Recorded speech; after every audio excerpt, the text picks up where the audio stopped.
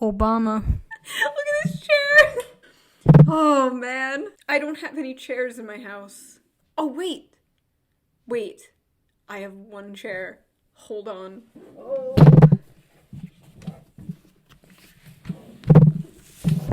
It's good. Oh. There we go. Welcome to Brainlet. So, I decided to take kind of a break from making videos. I know you probably don't notice because my video schedule is already just non-existent, but I took a little break, and while I was gone, apparently we almost got into World War III, or at least you would have thought that if you were on Twitter. Did we? No, thank God. So that's the good news, and the only good news. So what exactly happened? Well, I'm going to give you the Brainlet notes. You know what that means. So there will be videos down below that are really good and go into more detail, and if you want more information about what happened, I highly suggest watching them after you watch this, or don't even watch this, just watch them. So, we were doing the whole back and forth Iran thing, you know, that shit, you know, just being in Iraq for no goddamn reason. And then some shit happens, alright? There's protests at a US embassy, an American died. So in retaliation, we kill one of Iran's top military general guys. Apparently, he was planning another attack. There is no proof of this. And we already caught Pence, our own vice president, lying about this. Pence said that the guy, what is his name, Salami was involved in 9/11. He wasn't. We've already seen this song and dance. Yes, the guy was bad, but there is such thing as an eye for an eye. And we kind of did a 2 legs and an arm for an eye. Are we going to take out Kim Jong-un now? Are we going to take out the leader of China, the leader of Russia? Like, is that just how this works now? We just take out all the bad guys? This fucking Team America? Like, doing that, of course, is going to have huge repercussions. Like, imagine this. Imagine one of them kills Mike Pence, or Pompeo, or whatever the fuck that guy's name is. Like, one of our top dudes. We would nuke that country! That country would be off the map! What we did was an act of war, and people denying this confuse me. It was literally an act of war. That is what that was. If somebody killed Mike Pence, if another country killed Mike Pence in a goddamn drone strike, we'd immediately be at war with that country. That country would be disintegrated. So this isn't people siding with Iran or being anti-American. This is people just not wanting to get involved in yet another endless, stupid, pointless war. The fact that we are still in Iraq is nonsense. They shot missiles at our bases and nobody died. No Americans died. Sorry, I pulled a Joe Biden there.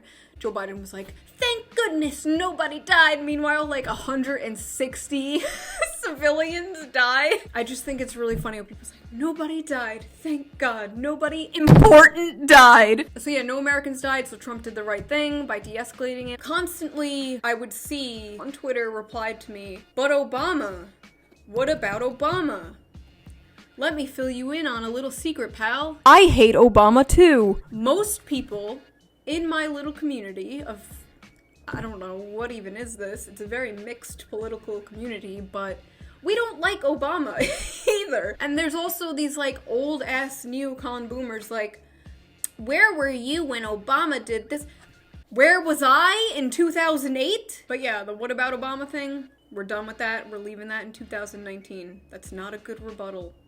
We're talking about things happening now. Nobody likes Obama. Let's put that to rest. We were lied to about Iraq. We were lied to recently about Syria. Literally just found out we were in Afghanistan for 18 years for no reason. I did a that was my last video I did. And again, you're going to see a lot of, if you're not for this, you're anti-American. And I don't know what's anti-American about not wanting more Americans to die in pointless wars. But okay. It's just extremely blackpilling, all of this. And I've gotten some messages from people who are ex-Trump supporters who were like, I voted for him because he'd keep us out of these wars. Now he's doing things to escalate these wars. And then I see on Twitter all of these like left-wing people and liberal type people to all these like ex-Trump supporters and people who are kind of regretful, being like, I told you so, you idiot. You're all idiots. You fell for it. And I just have to say to those people, at this time, maybe don't. I get a lot of shit for trying to be understanding to Trump supporters, but some people don't give any consideration to why people voted Trump, and they just go, they're all racist. Everyone who voted for Trump is a racist. And that's just like poisonous to the discourse. To understand people, to possibly maybe bring people over to your side, well, we have to understand why. They have to understand why they like Trump. You have to talk to them and, you know, like listen to them. Oh, also, speaking of people who are regretting voting for Trump, there's also this like smarmy attitude of, but Hillary was a war hawk. And it's just like, yes. I don't see how Trump doing this automatically erases the fact that Hillary is a huge war hawk. Whataboutism is cringe and we need to stop doing it. And then Trump is out here bragging on Twitter about spending $2 trillion. How are we gonna pay for it? Our military budget is already through the roof. We can't even take care of the veterans that are homeless and dying. 22 veterans on average kill themselves every day. Yet, we just want to make more of them before helping them. I also made the grave mistake of responding to Trump on Twitter, which is something I rarely do. Like, usually the check marks come at Trump first. Like, I swear to God, they have, like, notifications for Trump on their phone, and they have, like, tweets already typed out, ready to go. And as soon as Trump tweets anything, they're just like, orange man, tiny hands. So anyway, I was that this time. Oh, fuck healthcare, fuck our veterans, you know, fuck our crumbling infrastructure, more money for mommy military industrial complex. America, fuck yeah. Like, that's what I said because I was pissed. I was triggered. So these are some of my favorite responses. Are you ready? You're right. Who needs the military? We could spend the money on homelessness and the poor. We need to get back to helping the people who don't want to work. Yes, because every homeless person and every poor person is just someone who doesn't want to work. I'm living pretty good. You must be doing something wrong. Oh, you want to help veterans and the homeless? Well, I'm doing good. What? Sociopath moment. You live in the best, most free country in the world, and you bitch you don't have enough. I'm guessing you vote for Democrats.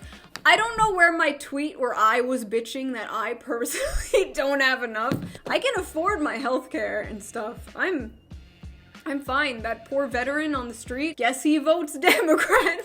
I'm sorry this is so ADHD, but we also have to remember there are people in Iran and Iraq who are just normal, average, everyday citizens like you and me. Not everyone is a terrorist running around there. So when you're like all gung-ho about war, just remember that there are normal, innocent people who aren't involved in any kind of regime or anything like that. There is probably an Iranian shoe on head, probably extremely attractive. Why are Iranian women so attractive? Okay, we are going off topic. Just war bad, you know? That's what I'm trying to say. War bad!